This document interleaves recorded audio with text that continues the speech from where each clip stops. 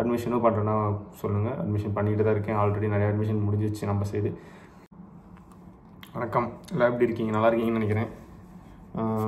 நான் ரேண்டமாக டவுட் கேட்டிருந்தீங்க. அது வீடியோ நான் எடுத்துக்கிட்டு இருக்கேன். ஒருத்தவங்களும் என்ன கமெண்ட் பண்ணியிருக்கீங்க, என்ன டிஎம் பண்ணியிருக்கீங்க அப்படின்ட்டு. அப்புறம் இன்னும் 2, 3, 4 பேர் எனக்கு கால் பண்ணீங்க. என்னென்னு பார்த்தீங்கன்னா பண்ணியிருந்தாங்க, என்ன சொல்லிட்டேன் என்னன்ட்டு.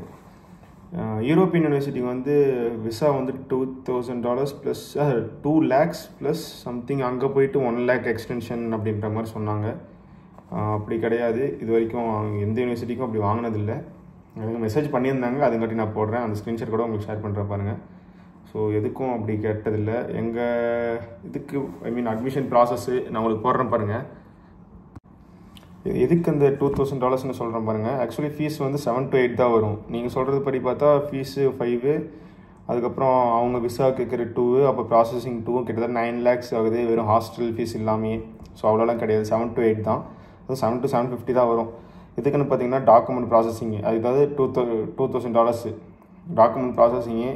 அதாவது அவங்க சொன்னாங்க பார்த்தீங்களா, அந்த 2 lakhsங்கிறது அது இல்லை, அதுலேயே விசாலாம் சேர்ந்து வந்துடும். அதாவது $2,000 மீன்ஸ் 1,70,000 அதுலேயே விசாலாம் சேர்ந்து வந்துடும். அது ப்ராசஸிங் ஃபீஸும் சேர்ந்து வந்துடும். இது நான் சொல்கிறது டாக்குமெண்ட் ஃபீஸு, விசா இந்தியாவில் எடுக்கிறது, அட்மிஷன் ஃபீஸு, அட்மினிஸ்ட்ரேஷன் சார்ஜு, இங்கே ஒரு டைம் இன்சூரன்ஸ் எடுப்போம், அது எலிஜிபிள் சர்டிஃபிகேட் இங்கே என்எம்சியில் வாங்குறது, அதாவது நேஷ்னல் மெடிக்கல் கவுன்சிலில் வாங்குறது, கவர்மெண்ட்டில் attestation, approval from ministry of foreign affairs charge, அது அப்ரூவல் 2 எம்பசிட்டி வாங்குறது, மினிஸ்ட்ரி டிகிரி, ஈக்யூ சர்டிஃபிகேட்டு, அதை இது எல்லாமே சேர்த்து $2,000 ப்ளஸ் 50,000 GST தான். வேறு எதுவுமே எக்ஸ்ட்ரா கிடையாது.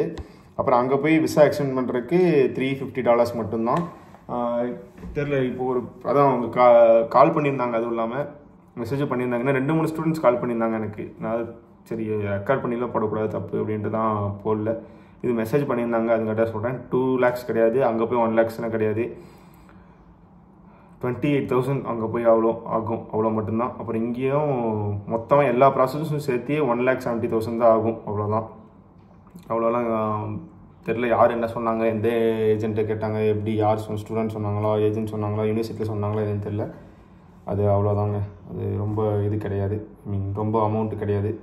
நீங்கள் சொல்கிறபடி பார்த்தா 3 lakhsனால் ஒரு வருஷம் ஹாஸ்டல் ஃபீஸே வந்துடுதுங்க. அவ்வளோ அது இங்கே 2 lakhsல 30,000 அதிகம், அங்கே 70,000 அதிகம், கிட்டத்தட்ட 1,30,000 அதிகம். அதாவது வெறும் விசாவுக்கு மட்டுமே 1,30,000 அதிகம். அதுக்கப்புறம் நீங்கள் ப்ராசஸிங் ஃபீஸ் எக்ஸ்ட்ரா கட்டுவீங்க. தெரிலங்க என்னட்டு, கொஞ்சம் நீங்கள் அது என்னட்டு செக் பண்ணிவிட்டு தான் பே பண்ணணும். நீங்கள் பாட்டு கொடுத்துட்டிங்கன்னா முடிஞ்சு. அப்புறம் அங்கே போயிட்டு அப்புறம் தான் தெரியும். அது என்னட்டு பார்த்துட்டு இது பண்ணிக்கோங்க. ஸோ அதுங்காட்டி தான் இன்ஃபார்ம் பண்ணலாம் அப்படின்ட்டு தான் இந்த வீடியோ. ஸோ செக் பண்ணிவிட்டு என்னன்ட்டு பாருங்கள். உங்களுக்கு எதனா ஃபீஸு ஸ்ட்ரக்சர் அது இதுன்ட்டு தெரியணுன்னா எனக்கு கூப்பிடுங்க. கீழே வாட்ஸ்அப் நம்பர் போட்டிருக்கேன். அது கால்னாலும் பண்ணுறேன்னா பண்ணுங்கள். அட்மிஷனும் பண்ணுறேன்னா சொல்லுங்கள். அட்மிஷன் பண்ணிக்கிட்டு தான் இருக்கேன். ஆல்ரெடி நிறைய அட்மிஷன் முடிஞ்சிச்சு நம்ம சைடு. பிகாஸ் என்னென்னு பார்த்தீங்கன்னா, என் சைடு ஏன் போட்டாங்கன்னு பார்த்தீங்கன்னா, அந்த ஏஜென்ட் ஃபீஸ் ஃபுல்லாக கிடையாது, அந்த ப்ராசஸ் ஃபீஸ் மட்டும்தான். ஸோ அதுதான் இந்த ஸ்டூடெண்ட்டு பார்த்து அட்மிஷன் போடுறது. ஸோ நீங்கள் என்னென்னு பார்த்துட்டு வேணும்னா சொல்லுங்கள், அட்மிஷன் பண்ணிக்கலாம். இன்னொரு சீக்கிரம் பார்ப்போம். பை.